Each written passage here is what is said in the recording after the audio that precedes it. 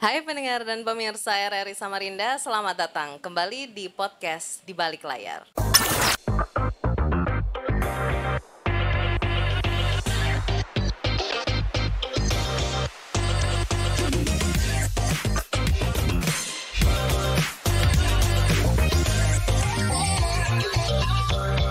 Podcast Di Balik Layar.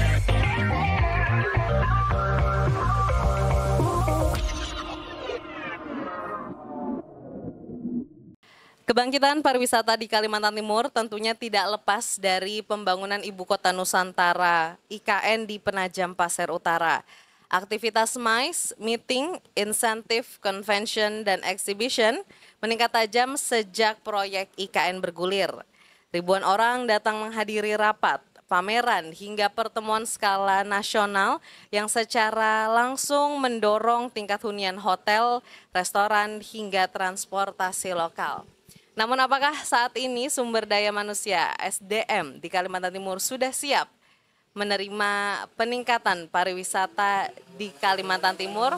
Sudah hadir bersama dengan kita, pendengar dan pemirsa, Ibu Novelina Siahaan, guru perhotelan ya Bu? Ya benar Mbak. Di SMK Negeri 3 Samarinda. Dan juga sudah hadir bersama kami juga Mas Riki Hairil. Halo, selamat pagi. Iya, eksekutif housekeeper di Midtown Hotel ya. Selamat datang. Kalau melihat perkembangan sektor pariwisata di Kalimantan Timur saat ini Bu, menurut Ibu Novel dan Mas Riki juga sudah sejauh mana sih?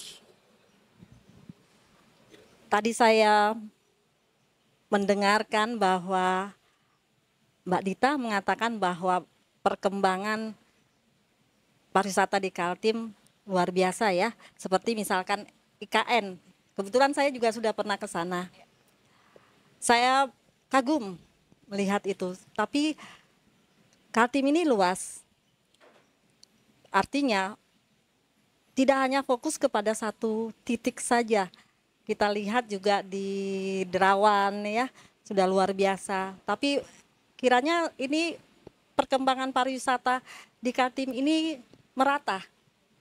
Sehingga dengan kemajuan pariwisata Kaltim tentunya diikuti dengan kebutuhan tenaga kerja yang lebih besar. Itu pendapat saya. Nah, sebagai saya pendidik, tentunya punya peranan penting ya dalam mempersiapkan sumber daya manusia di Kaltim. Baik, kalau dari Mas Riki mungkin tadi dari sektor pendidikan mungkin Bu Novel sudah menjelaskan bahwasanya saat ini memang diperlukan sekali tenaga-tenaga untuk tentunya membantu dan mengikuti perkembangan pariwisata di Kalimantan saat ini. Namun dari sisi industri, mungkin industri perhotelan, bagaimana pariwisata Kalimantan Timur akhir-akhir ini? Jadi kalau dari pandangan saya untuk pariwisata Kalimantan Timur, pertama saya setuju tadi apa yang disampaikan bahwa IKN itu jadi salah satu penarik minat para wisatawan, bukan cuma wisatawan lokal ya atau Nusantara, tapi wisatawan mancanegara juga sudah mulai melirik ke arah sana. Kemudian kalau dari sisi SDM-nya, saya ngelihat untuk SDM di Kalimantan Timur, khususnya Samarinda, itu sudah mulai, ya bisa dibilang sudah mulai upgrade. Sebagai contoh di tempat saya bekerja itu ada beberapa tim, ada beberapa staf saya yang sudah mulai berani keluar untuk ini loh kami dari Kaltim juga bisa bersaing dengan wilayah-wilayah yang lainnya. Jadi kalau untuk SDM saya rasa itu sudah siap semuanya, tinggal kesempatan yang muncul seperti apa. Oke. Lalu Bu Novel, bagaimana kesiapan ini sebagai seorang guru pendidik di SMK Negeri 3 Samarinda, bagaimana kesiapan anak murid untuk bisa terjun langsung ke dunia kerja, mengisi posisi-posisi tentunya yang sangat vital dan dibutuhkan untuk membantu memajukan pariwisata di Kalimantan Timur. Bagaimana Bu kesiapan anak-anak sampai saat ini? Kalau untuk kesiapannya, kami punya tahapan. Ya. Itu kan ada 2 fase ya, disebut sekarang tuh fase, bukan kelas. Fase, walaupun masih di ini ya kelas 10, 11, 12, tapi sekarang itu di kurikulum itu disebut fase. Oke. Jadi fase E ya, masuk di fase E, itu kelas 10. Di fase E inilah dipersiapkan soft skill-nya. Karena untuk masuk ke dunia kerja, yang prioritas itu adalah soft skill Iya. dan basic knowledge-nya. Ini yang dipersiapkan. Sehingga nanti di jenjang berikutnya fase F itu masuk mereka ke praktek. Untuk praktek yang mengacu kepada skill atau kompetensi yang dibutuhkan di industri. Jadi kalau di fase E itu tidak ada praktek, di fase F itu full praktek. Iya. Jadi kita punya kompetensi 3, yaitu front office, Iya. housekeeping, dan food and beverage service. Iya. Jadi untuk persiapan itu memang yang paling penting itu adalah di soft skill. Di soft skill. Ya, penguatan mentalnya sebagai seorang hospitality. Mengapa saya katakan begitu? Ini kita melihat menurut saya yang artinya nginep di beberapa hotel, bahkan di hotel besar masih ditemukan kurangnya excellent service itu. Iya. Nah, kalau excellent service atau hospitality itu tidak menjiwai di SDM yang akan kita siapkan nanti bekerja di industri perhotelan, tentunya yang berkaitan dengan pelayanan kepada tamu yang menginap, Iya. ini akan membuat tamu itu berpikir Betul. untuk betah nginap di satu hotel. Itu pentingnya hospitality itu tadi. Jadi kalau mereka sudah karakter terbentuk, otomatis motivasi belajar mereka untuk bidang yang 3 ini tadi Sudah terbentuk sudah juga. terbentuk, kita lebih mudah Iya. melatih mereka. Tapi kalau ini belum terbentuk, dikhawatirkan hanya melihat naik kelas 10, dari kelas 10 ke 11 ke 12, kemudian PKL, maka yang terjadi adalah ketidaksiapan dari peserta didik kita itu, baik dari soft skill-nya maupun di hard skill-nya. Iya.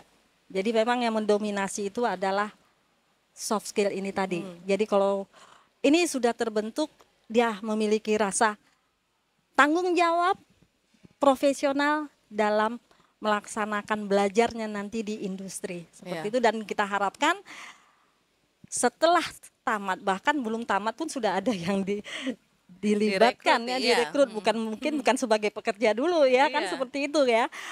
Tetapi begitu mereka tamat, ada formasi loker, mereka di hire. Itu harapan kita. Jadi bukan mereka yang mencari, tapi mereka yang dicari. Itu target kita. Iya. Itu pun juga bisa meningkatkan peluang juga. Betul. Jikanya memang sudah terbentuk tadi ya soft skill dan hard skill. Ya. Kita ke Mas Riki sekarang. Di lapangannya Mas, di dunia pekerjaannya, setelah mungkin pengalamannya Mas Riki juga menghadapi banyak sekali mungkin perubahan-perubahan orang gitu ya di perhotelan, apa sih skill yang paling wajib dimiliki, diharuskan untuk seorang pekerja perhotelan miliki untuk bisa memberikan pelayanan dan service yang excellent tadi ya, excellent service? Jadi kalau yang tadi Bu Nopel sampaikan mengenai soft skill itu betul-betul wajib ya. Jadi terkadang pada saat saya melakukan rekrutmen, saya selalu sampaikan ke calon-calon karyawan atau orang-orang yang lagi proses interview. Jadi saya bilang masalah kamu bisa atau enggaknya di pekerjaan ini itu di belakang nanti. Intinya sekarang kamu bisa enggak kedisiplinannya ditingkatkan, tanggung jawab kerjanya Iya. ditingkatkan. Kalau masalah belajar itu nanti belakang. Mhm. Kenapa? Karena sekarang ini, sorry saya bilang, untuk keluar masuknya tenaga kerja khususnya di perhotelan ya, itu sangat tinggi. Turnovernya cukup tinggi ya. Turnovernya cukup tinggi. Saya nggak tahu faktor apa di balik itu. Di awal saya selalu sampaikan, kalian mampu untuk tingkatkan disiplinnya, terus tanggung jawabnya untuk proses belajar itu setiap Beriringan harinya bakal terus meningkat. Saya sampai tekankan ke mereka seperti ini. Contohnya yang anak-anak PKL Ibu ya. Saya sampaikan ke mereka, waktu kalian PKL di hotel memang 6 bulan. Tapi kalian terus rotasi dari EP service, dari front office sampai housekeeping. Iya. Ya bisa dibilang rata-rata 2 bulan lah di setiap divisi. Oke, kita berbicara di satu divisi 2 bulan. Kepotong kalian libur atau apapun itu, kalian mau ngejar waktu untuk kalian bisa berapa lama. Jadi jangan berpikir, oh saya 6 bulan kok belajar. Tapi saya bilang ke mereka, paling enggak setiap area yang kalian tempati, kalian harus punya target. Sampai-sampai saya bilang ke salah satu dari mereka, kalau kalian di housekeeping, saya maunya paling lama untuk kuasai satu kamar, pembersihan satu kamar itu maksimal paling lama 1 minggu. 1 minggu. Seperti itu. Biar apa? Biar mereka bisa upgrade ke area yang lain lagi. Iya. Entah itu metodenya seperti apa, entah itu cara mereka membersihkan satu area seperti apa, entah itu pengetahuan mengenai alat pembersihnya. Jadi seperti itu. Jadi terus di pressure biar mereka pada saat nanti terjun ke dunia industri, mereka betul-betul siap. Iya. Seperti itu. Nah, kira-kira Mas Riki dan Bu Novel ya, ada nggak sih satu faktor atau faktor apa yang paling mempengaruhi kesiapan mereka dalam untuk bisa siap terjun kerja dan memberikan pelayanan yang baik ya? Itu faktor apa? Apakah pendidikan tadi sudah dibekali dari sekolah atau pengalaman ketika magang, ataukah memang adanya dorongan dari dalam diri untuk ya terus bisa berkembang gitu demi mencapai cita-cita tentunya ya untuk mendapatkan pekerjaan seperti itu. Saya kasih tanggapan ya Mbak ya. Sebenarnya kita itu kalau mau pariwisata kan arahnya pariwisata tadi Iya. ya. Pariwisata di Kaltim ini maju dan berdampak luar biasa bagi masyarakat di Kaltim ini. Semua faktor harus bergerak, semua komponen harus bergerak. Bukan hanya di bidang pendidikan saja, bukan hanya di industri kerja saja. Mulai dari pusat sampai di daerah itu harus bergerak. Kita harus punya satu kesatuan hati dulu. Iya. Sama-sama. Karena fokus itu pasti ke pendidikan. Iya. Harapan dari dunia kerja pasti ke sekolah perhotelan ya dalam Iya. hal ini ya. Bukan begitu ya Pak Riki ya? Pasti Setuju. harapan itu ke kami. Tapi kami juga butuh support. Iya. Tidak bisa berdiri sendiri. Baik dari Kementerian Pendidikan, kemudian dari Diknas di sini, kemudian dari Dinas Pariwisata. Kita tuh saling bersinergi. Iya. Bahwa kita melihat bahwa peserta didik ini adalah aset, Betul. Iya. sesuatu yang berharga. Ketika aset kita saling mendukung, indah akhirnya yang kita dapatkan seperti Iya. itu ya. Jadi kami pun guru juga butuh disupport.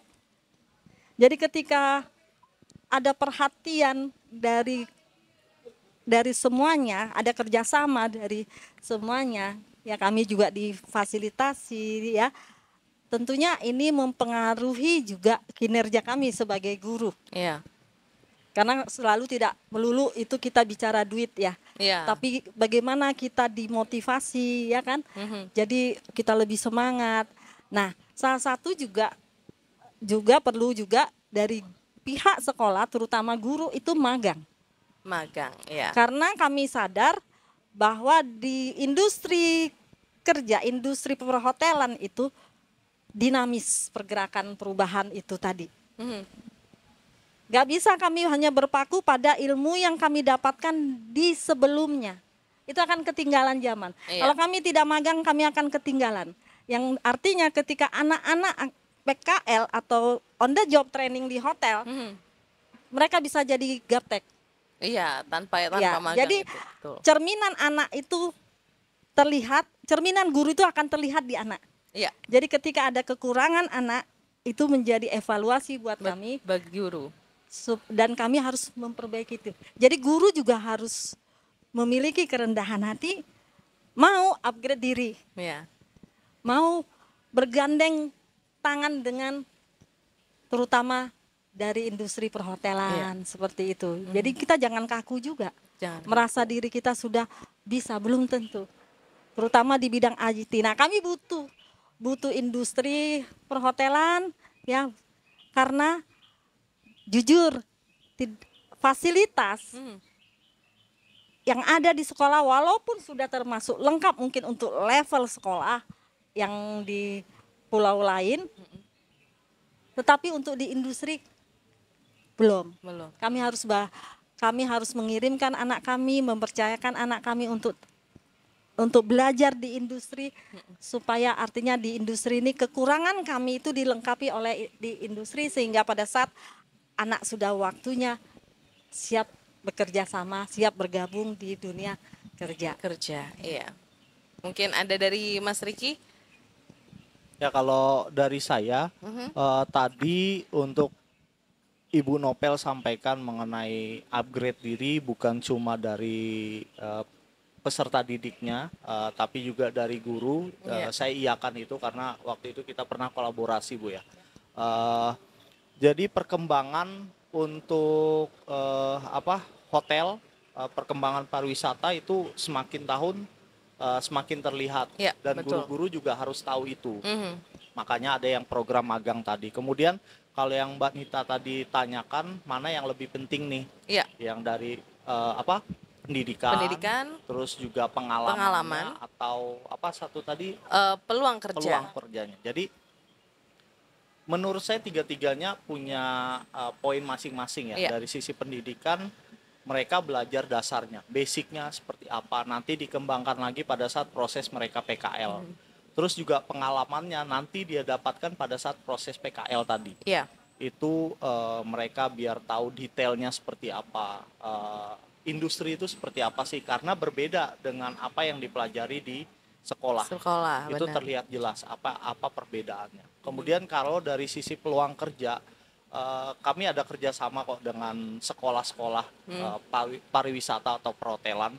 Setiap ada posisi kosong atau proses rekrutmen kita selalu sharing sama guru. Iya. Ini nih ada nih, siapa tahu ada kandidat. Atau biasanya kita punya nama pada saat mereka PKL. Kita tahu kelebihan dia. Kita tanyakan, si A kira-kira saat ini sudah bekerja atau masih dalam proses pencarian kerja atau mungkin masih kuliah.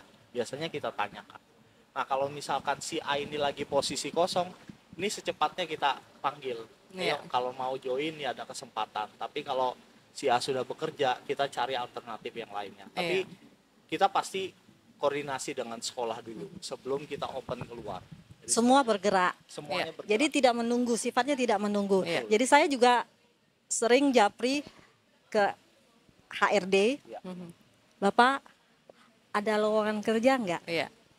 Kami punya nih yang bagus, kan seperti itu. Jadi dengan begitu pun kami jadi terpacu kan gitu. Iya. Oh, hotel care dengan anak-anak kita gitu ya. Jadi ya benar yang dibilang Pak Rigi itu, dibilang di mana yang terpenting, semua penting. Semua penting. Karena semua komponen harus berjalan. Ya, inilah Ya. dia kolaborasi ya, Bu ya. Betul. Kolaborasi lintas sektor, kolaborasi setiap pihak juga tentunya ya. Nah, sudah sejauh manakah peran atau sumbangsi mungkin, atau bukan sumbangsi ya, lebih ke peran ya, pemerintah daerah atau dinas pariwisata dalam memperkuat kolaborasi ini, kolaborasi di dalam lingkup pariwisata ini? Ini mengacu spesifiknya perhotelan atau luas ke pariwisata?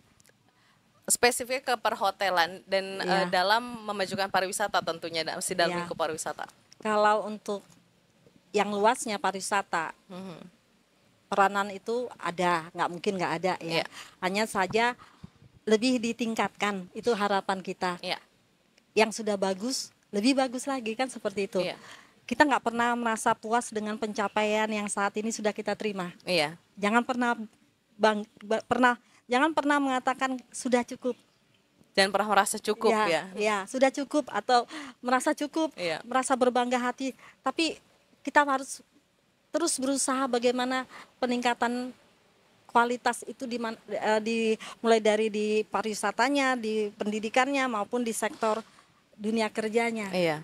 Saya selalu mengatakan begini kepada peserta didik saya. Kita jangan terlena.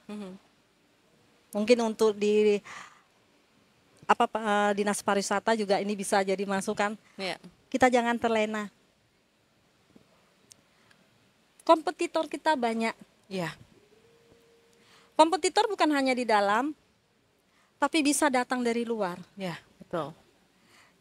Kita jangan jadi penonton di negeri kita sendiri. Hanya karena kita abai. Teruslah kita bergerak, latih diri, pengetahuannya juga, manfaatkan fasilitas yang ada seperti medsos, media sosial. Iya. Jangan dipakai untuk yang negatif, tapi untuk membangun kesuksesan kita. Iya. Promosikan diri seperti itu. Nah, untuk mungkin kami yang di perhotelan nih ya, biasanya yang jadi guru tamu itu adalah dari hotel. Iya.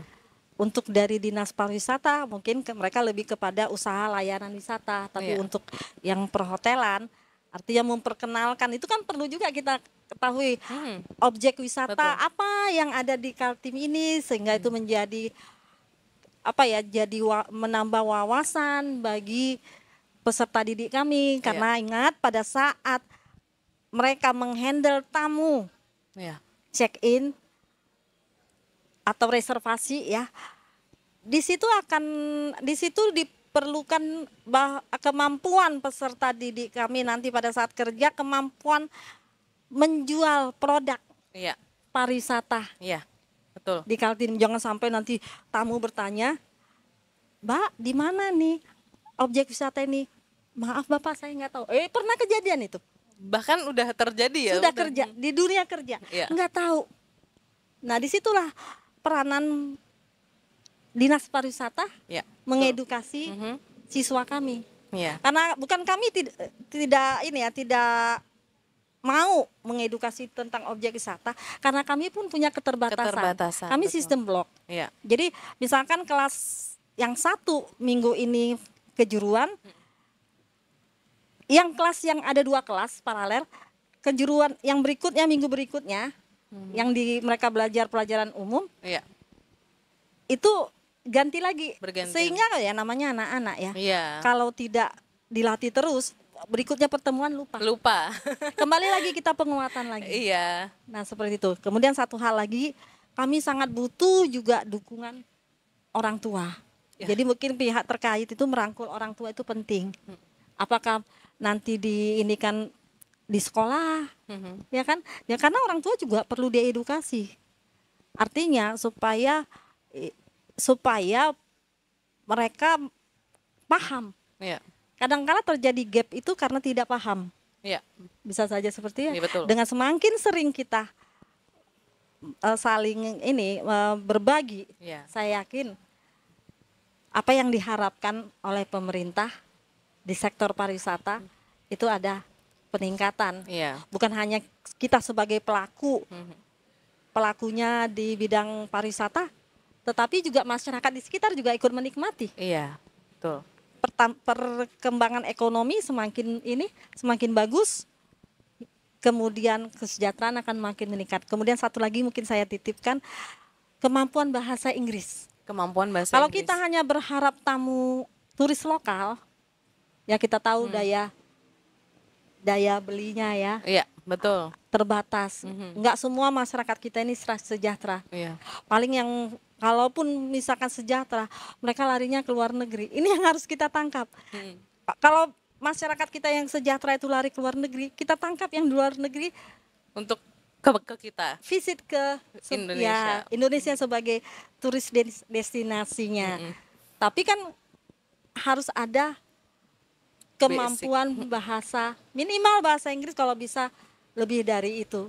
Inilah tadi kembali kita ke soft skill kembali ya, Bu ya. Kembali lagi. Jadi terus kita memotivasi betapa pentingnya hard skill itu. Iya. Tapi kalau soft skill belum terbentuk, keinginan untuk belajar itu masih rendah. Masih rendah. Nah, itu kendala kami sebenarnya. Kami terus memotivasi bagaimana anak-anak ini interest ya untuk belajar. Tapi kalau tidak di backup dari rumah, Iya. orang tua pun tidak sesemangat gurunya, ya kami bisa apa? Iya. Tapi bukan berarti kami pasrah dengan keadaan. Selagi memang kami masih sehat, guru-guru ini kami berjuang. Iya. Bagaimana anak-anak yang dititipkan ke kami ini bisa kompeten, profesional, sehingga dunia kerja mau menerima mereka dan mencari mereka, bukan Iya. mereka yang mencari. Kalau bisa Ya. pekerjaan yang mencari Yang mereka. hire itu industri, Iya. bukan anak-anak yang hire. Itu sih cita-cita kita, impian kita sebagai pendidik. Iya, itu tadi ya. Kembali lagi akhirnya ke soft skill. Karena bahasa Inggris mungkin banyak yang merasa khususnya di Kalimantan Timur, kita kan nggak banyak turis bule. Berbeda dengan Bali, berbeda dengan Jogja yang memang sebagai destinasi mancanegara juga. Samarinda mungkin tidak menjadi daya tarik yang cukup tinggi untuk turis mancanegara, tapi kemampuan bahasa Inggris tuh justru memang harus dimiliki ya Ibu ya. Walaupun sekarang kita belum melihat tujuannya, belum melihat mungkin akan terpakai kok, belum gitu. Ya. Tapi itu adalah sesuatu yang harus disiapkan ya Ibu. Apa yang kita lakukan sekarang itu dampaknya nanti ke depan. Ya. Jangan berpikir saya melakukan ini, saya bisa ini, sia-sia. Belum, tidak. Tapi ke depan, wawasan visi kita itu ke depan. Kita lihat Kaltim ini kaya loh. Iya. Kita lihat daerah lain, kita nggak usah sebut daerah mana, itu sebenarnya biasa-biasa saja. Namun mereka dibiasakan kreatif. Iya. Sesuatu yang dilihat orang tidak berharga, mereka bisa ubah menjadi punya nilai. Iya. Nah, ini mungkin juga harus kita giatkan, ya, ekonomi kreatif masyarakat kita. Iya. Dan tentunya mereka perlu edukasi, nggak bisa dibiarkan sendiri. Nah, di sini makanya saya bilang bukan hanya Dinas Pariwisata, banyak pihak yang terkait yang peduli ke masyarakat yang nantinya berdampak pada kesejahteraan kita semua. Oke. Kita kembali mungkin ke sisi industri dulu ya Ibu ya, ke Mas Riki. Tantangan yang sering Mas Riki temui ketika merekrut tenaga kerja dari daerah sendiri, itu seperti apa sejauh ini? Jadi kalau tantangannya, waktu itu saya ada sedikit obrolan waktu Ibu magang waktu Iya. itu. Jadi ada obrolan, apa sih tantangannya pada saat rekrutasi dari lokal nih, Iya. tenaga lokal. Sebetulnya tantangannya bisa dibilang minim lah. Hanya saja saya selalu tekankan ke mereka, ini kita bekerja di rumah kita sendiri, ya, Iya. di rumah kita sendiri. Apa sih yang mau kita lihatkan? Apa sih yang mau kita tunjukkan keluar? Karena selama ini yang jadi bayang-bayang kita, kita kalah saing sama dari pulau-pulau luar lah, Iya. kayak dari Pulau Jawa, dari Bali, itu Iya. kita kalah saing. Mau sampai kapan kata-kata itu selalu bayangin kita. Jadi saya bilang, intinya kalian kedisiplinan kalian terus tingkatkan, terus tanggung jawab kerja kalian tingkatkan. Dengan sendirinya image itu akan hilang sendirinya. Kemudian tim saya juga saya ajarkan, saya sampaikan juga, kita boleh berkarya di rumah kita sendiri, boleh, mau sampai kapanpun silakan. Tapi kalau kalian mau tambah upgrade lagi, kalian mau cari pengalaman di luar, silakan. Iya. Silakan, tapi dengan catatan, pengalaman yang kalian bawa di sini kalian bawa keluar, jangan sampai itu membuat kalian kayak, oh ternyata kemampuanku belum ada apa-apanya nih di luar. Makanya kesempatan pada saat berkarir di dalam itu ditingkatkan. Iya. Dari knowledge-nya, intinya basic-basicnya dah. Basicnya kita dapat, dengan sendirinya nanti yang detail-detailnya itu kita dapatkan setiap hari. Kita Akan dapatkan mengikuti. setiap hari. Itu Ya. terus. Kemudian yang tadi Ibu Nopel sampaikan mengenai bahasa Inggris, saya setuju, atau bahasa luar lah, bahasa asing, itu saya sangat setuju. Karena yang saya tahu, beberapa hari yang lalu saya ada ketemuan sama teman-teman satu asosiasi lah, dia bilang seperti ini. Di tahun 2025 memang wisatawan Nusantara atau wisatawan lokal mengalami penurunan. Ya. Tetapi berbalik dengan wisatawan mancanegara itu naik sekitar hampir kurang lebih 19% di tahun 2025 dibandingkan dengan tahun sebelumnya. Berarti itu apa? Wilayah kita juga ternyata diminati sama wisatawan mancanegara. Jadi bukan satu hal yang bisa diremehkan kalau bahasa asing. Betul. Karena kan artinya gini ya, saya pernah 3 tahun saya kuliah di Bali. Ya. Saya pernah juga belajar di Australia kan. Jadi di situ saya lihat interest mereka untuk datang ke Bali. Mereka hanya mungkin sekarang sudah kenal selain Bali ya. Mereka hanya tahu bahwa Indonesia itu adalah Bali Ya. saja. Nah, artinya kita melihat hal positif dari Bali, kita ikut. Jangan diam, bergerak sekecil apapun. Supaya artinya ini loh Kaltim kaya, Iya. kaya banget kan gitu. Jadi mudah-mudahan dengan adanya pertemuan kita ini ya bisa ini ya lebih Kaltim ini lebih berbenah lagi Iya. supaya SDM, terutama SDM kunci itu kalau fasilitas Kaltim itu luar biasa. Betul. Dibandingkan di daerah masih ada yang ibaratnya daerah lain seperti Pulau Jawa itu sederhana aja, tapi mereka bisa mengoptimalkan apa yang ada. Itu tadi karena SDM-nya lagi. Karena SDM. Sudah siap kan? Karena sudah siap. Sudah siap. Luar biasa ya. Jadi memang pendengar dan pemirsa, kesiapan SDM di Kalimantan Timur ini sudah siap. Siap. Tapi tentunya siap aja tidak cukup ya Bu ya. Harus selalu ada kolaborasi lintas sektor dari sektor industri, pendidikan, pemerintahan, bahkan orang tua dan pribadi. Anak-anak sendiri juga harus saling bersinergi untuk bisa turut memajukan industri pariwisata di Kalimantan Timur. Terima kasih banyak Mas Riki, Terima Ibu kasih. Novel Sama atas bincang-bincangnya yang sangat menarik di hari ini ya. Ya, pendengar dan pemirsa RRI Samarinda, itu tadi mengenai kesiapan SDM untuk sektor pariwisata di Kalimantan Timur. Terima kasih dan sampai jumpa kembali di podcast Di Balik Layar berikutnya.